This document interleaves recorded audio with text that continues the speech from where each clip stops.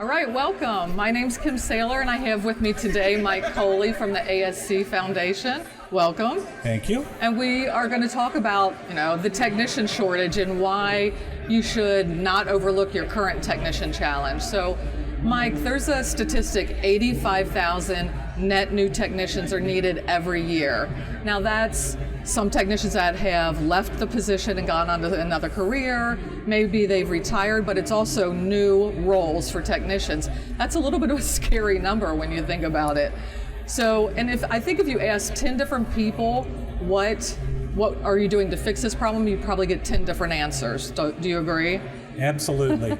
But what we really key in on is retention and preparing your shop, the back part of the business, to retain the technicians that you have, because if you can't retain the technicians you have and you bring in new ones, you're going to lose them. Exactly. So you need to start thinking today about setting up that environment so that you can retain the technicians that you have today as well as the ones you hire in the future. So what do you recommend to dealers to do to start that retention, to keep those technicians and make an environment that they don't want to leave? Because also, 79% of technicians have considered leaving the role. So again, we have 85,000 new roles, and 79% of the ones that are in there are considering leaving. So the first thing that we always recommend is take a good hard look in the mirror.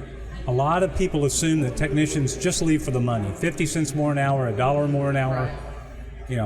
Toolboxes all have wheels on them, and they roll in and they roll out. Technicians can and will leave. Is there anything you can do about that? Start by assessing what's the culture in the back part of the business. Are you really paying attention to that? Pay is important, absolutely. Right. But recognition is so key.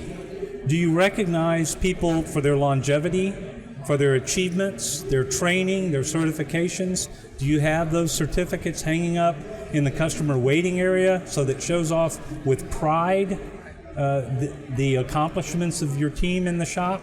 So some dealers have a recognition dinner once a year where they bring in the family, and the family gets to see the technician recognized in front of everyone else.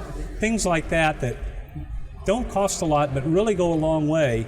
You really need to start by assessing what's going on in the shop.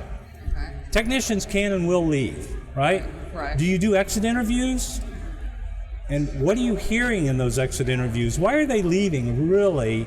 And then, are you doing anything with that information? Are you doing anything to change it? Right. Because if you're not, what's the point? Right, exactly. One tip that folks might want to try, if a technician's bound to leave, they're going to leave. You might offer them a 30-day amnesty period. If you try the other shop and you don't like it, come on back. Your position here will be waiting for you. Not forever, but for a limited period of time. Grass is not always greener, right? Well, that's it. Technicians may go and find out the grass isn't greener on the other side. They come back, they tell the other technicians in the shop, boy, I went to that place. Don't waste your time. And that may help with your retention right there. Yeah, that's a great So, idea. looking at the conditions in the shop, thinking about recognition, thinking about those exit interviews, and then doing something with the information that you get. But really ask yourself, go back, what's the overall atmosphere in the shop? Is this a welcoming place? Right. Would I want to go to work here every day? Is it a friendly environment? We know that there are some crusty old technicians that just don't have anything good to say about anything, especially automotive repair. Frankly, you don't need those people on your team. The people that you need on your team are people that believe in automotive service, believe in your business, in the philosophy and the team that they're on and the people that they work with. If you have that sort of positive environment and positive people, you're not going to have a retention problem. So how about mentorships? Does that play a big role in retaining and getting new technicians? Anytime you have a new somebody who's new to the field, think about this. They don't understand flat rate, Right. Pretty complicated. They don't understand warranty versus customer pay. They don't know where to park. They don't know what time to go to lunch. They don't know really how to do anything. What you want to do is you can't have these expectations. They think they're coming in here making this much money, doing this kind of work, and you have an expectation, oh, they're just going to be on the lube rack or whatever. Partner those people with an experienced master technician. Have them teach the culture of the business along with that technical side of the business.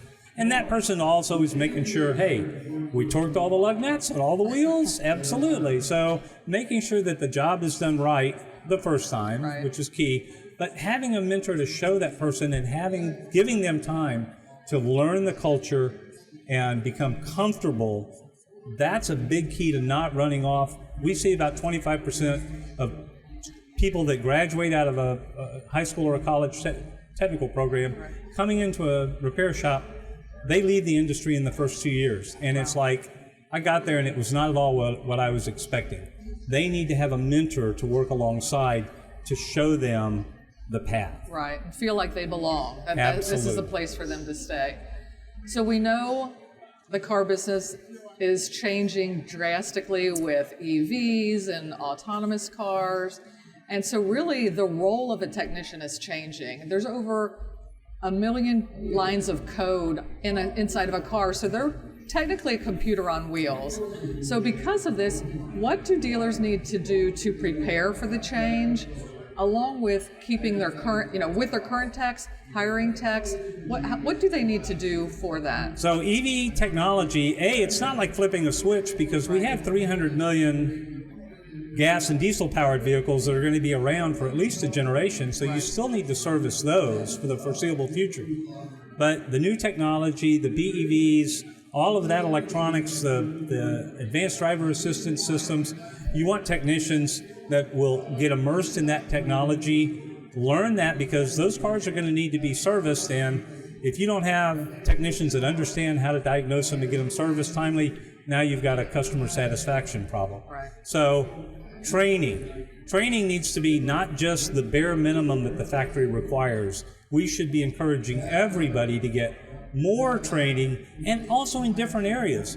I'm a technician. Hey, I want to take a course that they have on parts or on service advising or something. Well, why would you want to do that? Hey, maybe I want to learn more about the business, how the whole team works, or maybe I want to move into one of those roles. Maybe they want to go to community college, take some classes, whether they're technical or not. You create a culture of continuous learning, because that's what it takes, frankly. As the technology continues to change, technicians continue to need to learn new things every day. You need to have a culture that supports that continuous learning. Right. So you're the president of the ASC Foundation, Education Foundation. So tell me what your foundation does to help dealers, partnering with schools, and so that they can bring in new talent to their dealerships. We work with about 2,300 schools, high schools and colleges all around the country. What we do is we go to the industry and we say, what does an entry-level person need to know to come get a job to work in your dealership? And then we boil that into a set of standards, and then we go to the schools and we say, okay, this is what you need to teach. These are the tools that you need to teach it. These are the number of hours that you need to teach it with. And so we translate industry need into education speak and allow those schools now to align with industry need. What a concept, right? Yes. But it also depends very heavily on the involvement of that local business community, because every school is a little different. Every community is a little different in terms of what they need. So having the local employers, the local dealers, and it can be the dealer principal, it could be the service manager, it could be any of the technicians in the shop that serve on the advisory committee for that local high school or college. And that really kind of does two things for you. One is it helps keep the college aligned with what we need. We need more of this and less of that. But also it gives you an opportunity to get in there, get to know the students, tell them about the opportunities that we have in our dealership. Here's the kind of money you can make. Hey, come on over and job shadow. Let's see if you would like working at our dealership. And by the way, maybe we'll do a job interview, a little mock interview while you're there. And so it's opportunities to go ahead and preview and test drive some of that young talent that's coming up. And then also everyone at the school looks at your dealership as, hey, they're a contributing member of our school community. Right, and they're a place to work. That's where I want to go. And when you're showing them the atmosphere that they want to work in, that's a well, win-win. and moreover, we need to educate not just the students. We've got parents, we've got counselors, we've got the other adult family members, neighbors, whatever. All of those people need to be educated that, hey, this is not a greasy, dirty job. It's good money. It's, you can go anywhere and get a job tomorrow with this set of skills. It's portable anywhere. It can't be outsourced to China. It can't be automated with a kiosk. Somebody's got to physically repair these vehicles. And so if you have that skill set, you have great income opportunity. Now, and it doesn't require waiting 4 years, piling up a bunch of student debt, and getting a 4-year degree. With the training that's available in the dealership or going to the local college, earn while you learn, those opportunities are there for you to grow your career, have great skill set, great credentials, great income, and no student debt. Now, we've got to convince parents and counselors and all the other influencers, look at these cool cars. You know, they're computers on wheels. And the EV really gives us an opportunity to tell that story. And I think, but people, until people come to your shop and see, holy cow, you can eat off the floor and there's laptops in every bay. This is not a repair shop like I remember. Right, exactly. Well, Mike, I appreciate you joining me again this year and talking about, this big concern and issue in the dealership. So thank you very much. Absolutely. We appreciate the partnership with CDK Global and your support for everything that the ASC Education Foundation does. Thanks, Mike.